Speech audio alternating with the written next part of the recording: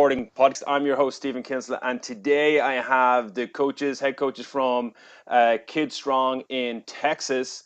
We have Matt and Megin, who are the owners and founders of Kids Strong. And guys, thank you very much for being on the show.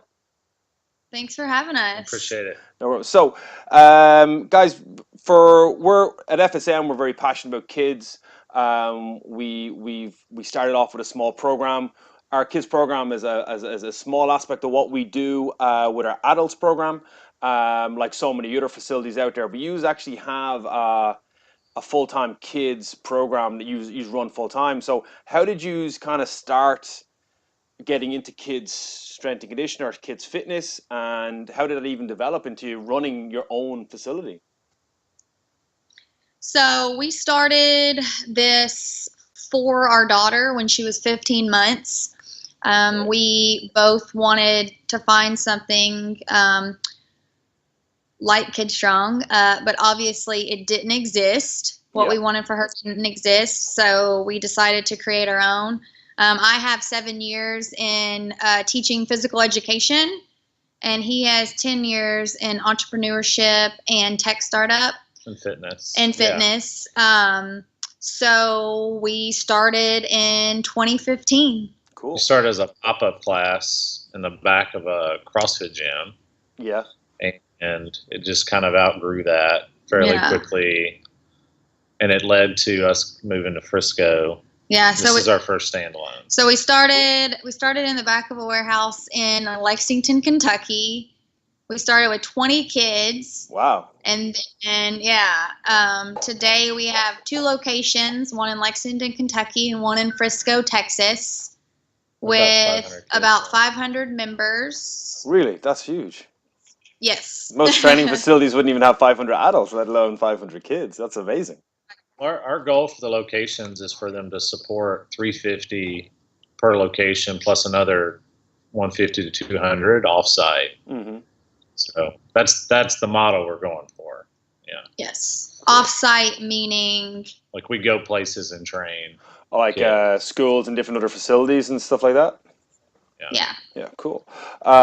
So with your I know on the website, Matt, you're kind of you've been you've played a lot of sport, and Megin, you got your master's degree in physical education.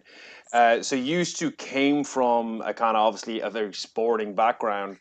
I know in Ireland now is the second overweight country in Europe per capita, right? Obviously we've only got 6 million people in the country, but per capita we have a very 1 in 4 is overweight, 1 in 5 is onset diabetes, and I know in America you're either the same, if not bigger.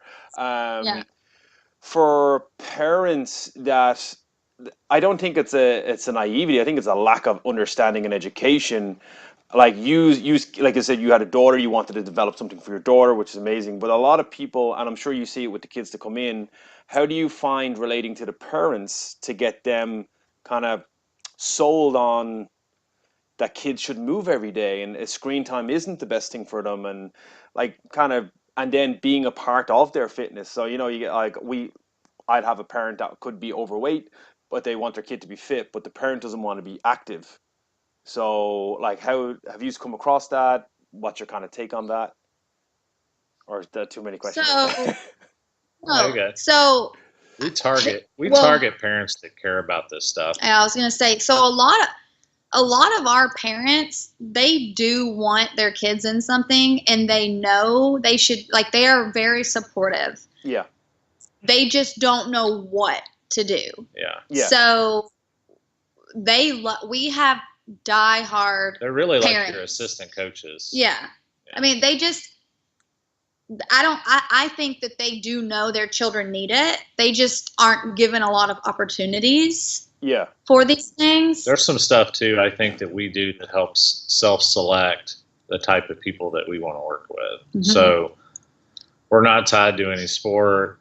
And the name itself, Kids Strong, tends to attract for us the right fits. Yeah. We tend to get active parents that really care about this stuff. And I think prior to them coming in, they check out our website and they check out our Facebook pages. And we try to do a really good job with videos and pictures that explain what exactly they're going to be coming into. Yeah. More times than not, they know exactly what Kid Strong is, and they love what they're going to do.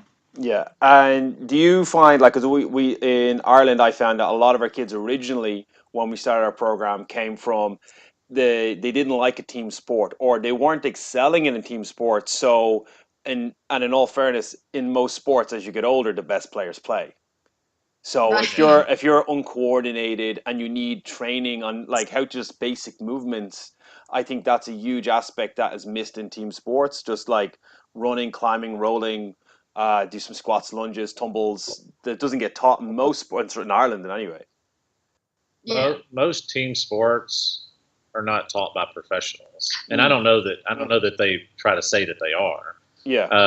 But I think parents just feel like that's the default activity, is that a kid plays a sport. Yeah. And our kids will always probably be in some sort of team sport, but we're not necessarily looking for those team sports to shape their character, Yeah. their mental ability, and their athletic ability. Those are more of the output of that training. So that what we try to do is really give a kid basic physical literacy, a lot of confidence, and social ability. So when they go do play a sport, it's a lot more fun for them and the parents. Yeah. But that sport's more of like enjoying that sport's more of the output of our training than we don't try to do what those guys do. Yeah. We don't want to do that stuff. And I think it's okay if some kids aren't in sports. Yes. There are kids that do not want to play sports. Yeah. And that's 100%. fine. And we do find that they love Kid Strong.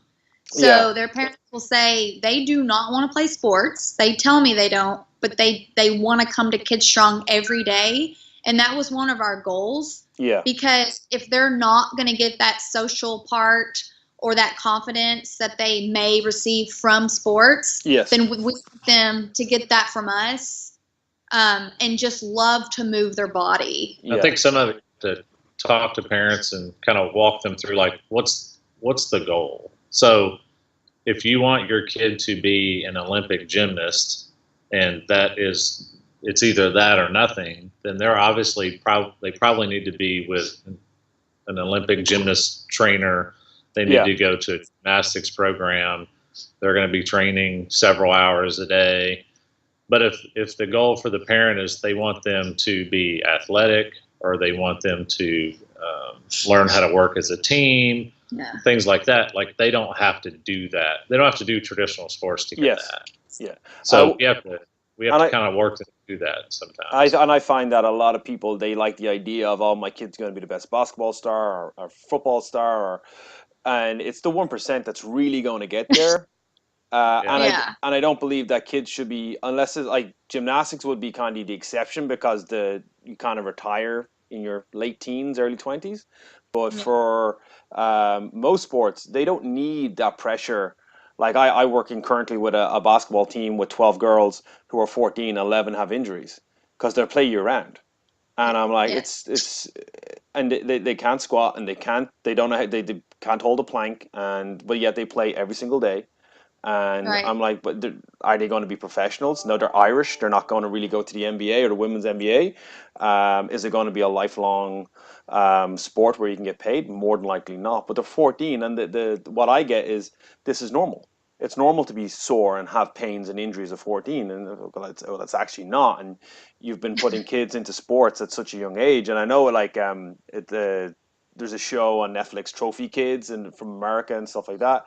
That kids kind of get pressured into sports, and I don't think a lot of kids necessarily, as you said, want to play team sport, and they don't need to play team sport. And one of the big proponents of what we focus on is progression. So whether you're good or not, like a handstand or a tumble, if you're progressing every week and getting better at it, right? Like, there's always going to be that one kid that takes everything, just gets it really quickly, and there's going to be a kid that's not. So progression rather than perfection is what we kind of promote as much as possible. So the journey might take you longer, but you're getting there every day you come and train. and they get to go home on a win, rather than, well, I didn't get picked for the team, or such and such is better than me, and just reinforcing that kind of encouragement rather than constant praise aspect to the best kids. And obviously the kids that are good obviously have to be rewarded and acknowledged for being good at what they do. But have you, so like with Kids Strong, that's how you kind of focus, like everyone gets to work as a kind of a community or a team, but it's not, you just don't isolate the best in your. Yeah, I think for us, we tried to pull the best out of all the things we think are valuable and put those into one place. Yeah. So there's some really good things about sports, and there are some athletic development that happens there. So for us, we try to pull the best pieces of that and try to focus on, like, what's the top 20% of things we could do for these kids to make them athletic. Same with martial arts. Martial arts has some amazing character development that happens in martial arts. Yeah. A lot of kids are never going to do martial arts, so they miss out on the character development and the discipline and the focus. So we pull a lot from martial arts, from character development. That's one of the things that's actually, sorry, that's one of the things actually on your website, building strong character in a child. Yes. And we'd kind of use the term resilience, but kind of they fall into the kind of the same category, a discipline from martial arts, as you said. So how do you instill that into, because you teach young kids, you have, like, what's your youngest kid in your program? 13 months is our youngest. Mm-hmm. 13. Okay. Yeah. I have a 2.5-year-old, and he takes a lot of my energy. And we tried the small, like from kind of 3.5 to 6, but it's not for me to coach. I don't have the head for it. 7 up, I'm good. But yeah, I find out, how do you get that type of person to do that? Yeah. Megin? But the cool thing about the young classes, I really enjoy teaching the young ones because I also get to teach the parents. Okay. And it's really, I mean, really you're coaching the parents to coach their kids. Yeah. If you can change the mindset of a parent as well, which we do. There's a ripple effect. Yeah. We change a lot of mindsets in adults. Yeah. And so therefore they're going to go home and they're going to, promote good behavior and activity for their children too. Well, some of it that's the ages of our kids. So that's kind of where we started our initial focus. But what's good for us is there's a lot of science that says that 2 to 6 are like the key years for developing the foundation of personality and a lot of physical development. So there's a lot of things you can do with a 2 to 6-year-old that really sets up how they're going to be an adult. Yeah. A lot of that stuff is laid during those years. And not to say you can't overcome that, but if you can make a kid, if you can build some mental toughness and problem solving and athletic ability into a kid at 4 and 5, like at 18, they are a completely different person. Yeah. Than if they did not have those skills. And you find, like, I find that with kids in development, and again, it's kind of universal with the screen time, and kids are starting to lack the basic fundamentals of, like, being knocked back a little bit, like they're the helicopter parent thing, like they're on social media, they're doing all these things, they're looking for instant gratification, and they're told that they're amazing, and then, as you said, 18, these kids are going to get, like, a slap in the face when they get to college or out of high school, and building that kind of, I think that real worldism into, between 2 and 6 is going to make them, because like between 6 to 18 is a huge amount of time where they will develop into either a very, like, unprepared young adult or a really prepared young adult. And what you guys are doing is paving the way for these kids to be, like, to create a new generation that isn't this. Right. Which has gone crazy. We love technology. We just want to make sure that it's balanced or that we leverage it. Everything has to be in moderation. Yeah.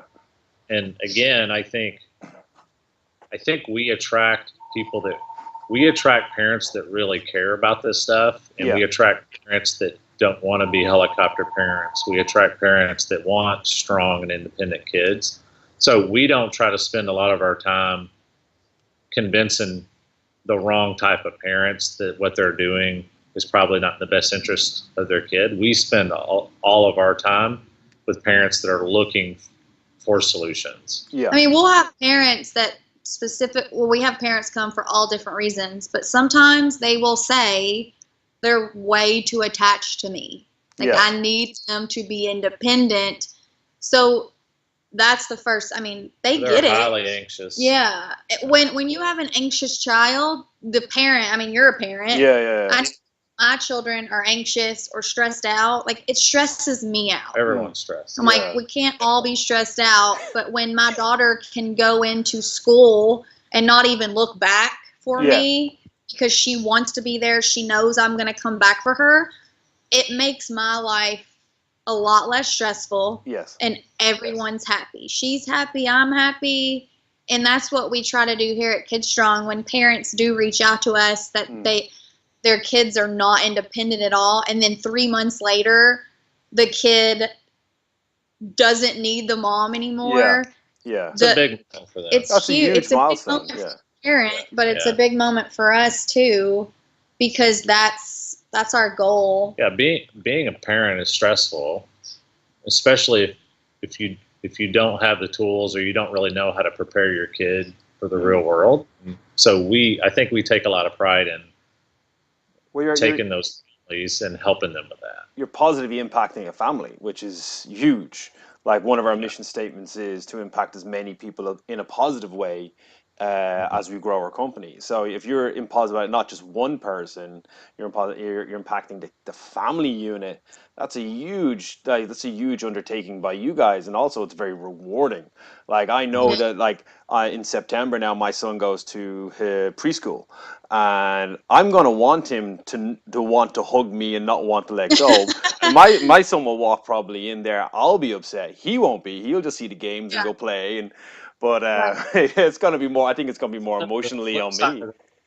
The flip side of that is we'll have parents that can't drop their kids off because the kid has a major meltdown, and it literally stresses the teacher out, stresses the kid out, stresses the parent out.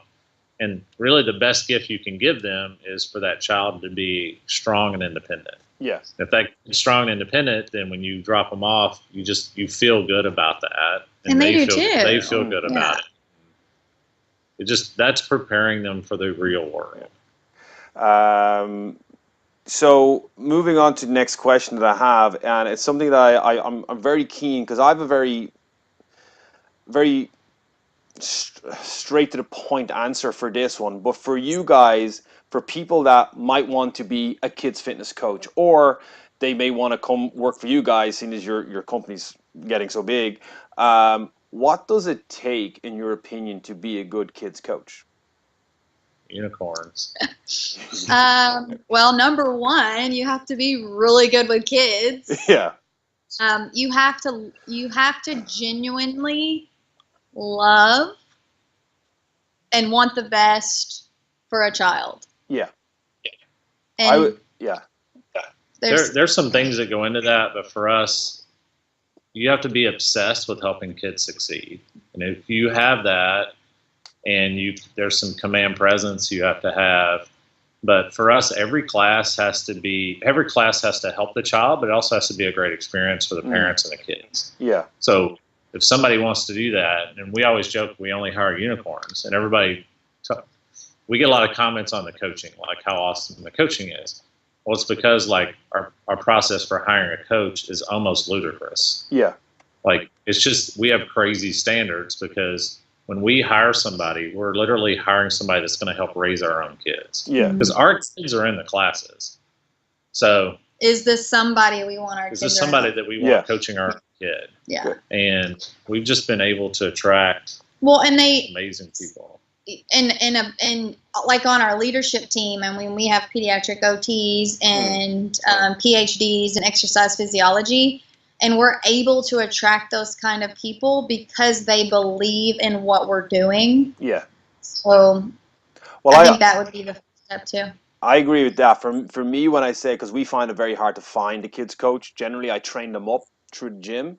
But everything is a passion. Like, and I see it an awful lot in, and I hate to say it, like the kind of more CrossFit style community where CrossFit kids is just like, well, we run a CrossFit, we'll start a kids program, and sure, everything's going to be fun. But a lot of coaches think that coaching adults is the same as coaching kids, and if you don't have a passion for coaching kids, then I don't think it's going to work. And I've seen people start kids programs, fail kids programs.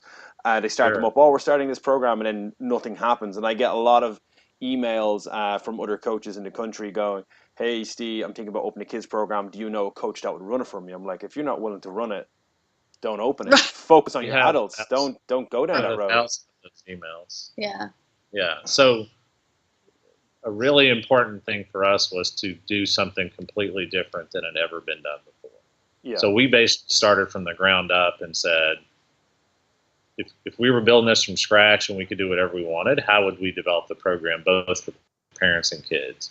So we weren't tied to any adult fitness. We weren't tied to any existing curriculum, any structures. It's literally built from the ground up based on what we think is the best thing for those families. Yeah. And I'm going to be honest, a lot of people think coaching kids is easy I can do that. It's just, we're just playing with kids, you know. Those people are crazy. Yeah, and then say, okay, you come in and you watch a class, and then we'll go from there, you know, because until you're in it, you don't really understand, especially at 15 months old. We even started to get a little attention. We would see a lot of, well, we're going to start one of these. Yeah. But but good luck. We see that a lot, and we see them start and then they stop. But even today, we had two of our teens help out in our camp. We're running a kids camp this week, and after yesterday, they came up to me like at 4 o'clock going, "I'm wrecked." And you do this? I was like, "Yeah, we do this every day." I goes, every day. I thought you just stood around and told people what to do. I was like, yeah, there's a lot more. There's a lot more to what we do than that when coaching teens and adults. But then with the kids, because you have to interact, and then the different personalities, and then understanding if a child is a little bit slower or their training age versus their actual age, and stuff like that. And they were quite. They didn't realize how much work we put in, the prepping of, so we prep every class, we talk about the class, afterwards we debrief every class. So what went well, what didn't go well, how can we change this? And the two guys, like one's 14, one's 16, they were just like, we had no idea. And I was like, yeah, no one unless you're doing it, you're like, and you're on a 10 times 10x what I'm doing at the moment. But I know how hard it is, and we're trying to still grow ours. And for you guys, obviously the same. And it's only right to have ridiculous, you said unicorns, ridiculous standards, because you want, who am I going to let coach my kids? Right. Yeah, people that I trust 100%. We study Disney a lot too, but it's when you hire somebody, it's the foundation of the business. Yeah. Especially early hires, because early hires will hire later hires. Yeah. And early hires will attract other hires. So if you A's only want to work with A's. Yeah. Right. So if you start out with a C, you're not going to attract any A's. Yeah. They want to work with C's. They only want to work with the best, and it was tough for us in the beginning finding people, but not really. It was kind of crazy. I think when you have a really bold vision, and you're able to the right people. You're just able to attract amazing people. And we would have one of our coaches who's a PhD, she was in the program for 6 months before she approached us. Yeah. She was worried about what we would say. I don't know. It was awesome to us that she respected us so much that it took her so long to ask. Yeah. Well, so she was wondering why we weren't coming to her.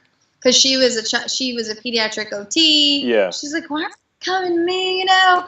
And then because you didn't think she would be interested. Yeah, well, I was like, I don't know. She's got a lot on her plate, pediatric OTs. Yeah. Megin didn't think she would be interested. And then second I asked her, she said, yes, I want in. I want in on this. And she's been with us for 3 years. And she just came on full time. Oh, brilliant. So that's how much she... Yeah, she's our director. She's our director of programming. Yeah. Super. That's awesome. I know that we said 30 minutes. We're about to approach that mark. So I just got one more question, and then I'll let you guys go. So Kidstrong is literally, it is a standout brand. It stands alone. The website is, it is slick. I like looking at it. The information is amazing. You guys clearly know what you're doing, and your team backs it all up. What is the mission going forward for Kidstrong? What is your, if you're willing to indulge me, what is the plan for Kid? You have two locations. You're working with over 350 kids plus and online. So what's next for Matt and Megin? Well, we'd like to have more Kidstrongs around the world. Cool. Because right now we're only helping 500 kids, but we want to help many, many more. Yeah. Our goal is to impact as many kids as possible. The locations are a great tool for that. Yeah. For like premium experience, but for us, really, online's probably the biggest opportunity because there are people that reach out to us that we would love to help, but we're probably going to have a location near them. Yeah. So our future is probably a combination of location and online, with the goal of just bringing the best curriculum and experts to as many kids as possible. So we'll probably have partners all over that will help us do that. But that's the longer term. That's brilliant. And like ourselves at FSM, the goal is to impact as many people and kids as possible, making the next generation of youths active, and just it's a part of their daily lives to go run and play and climb trees and jump and tumble and just be active again. Because I think in the last 20, 30 years, it's kind of been lost a little bit along the way in our evolution of technology, and everything's gone away. So guys, where can anyone that wants to follow you on Instagram, your website is kidstrong.com. Kidstrong.com. Yeah, so if we're going to post all the links below, if that's okay with you guys, on the podcast, so people can follow you, and if they want to find out more information, obviously they can go to your website. Other than that, guys, I want to say thank you very much for giving me. I know that I got the times wrong. You're good. It was fun. I'm glad it worked out. I appreciate it. Yeah. I'll let you know when we post the show, and I'll send you the link. And guys, thank you very much, and I really appreciate you taking the time. It was good meeting you. That was awesome. No problem. All right, guys, have a good day, and I'll Thanks. talk to you soon. See ya. Right, see ya. Bye.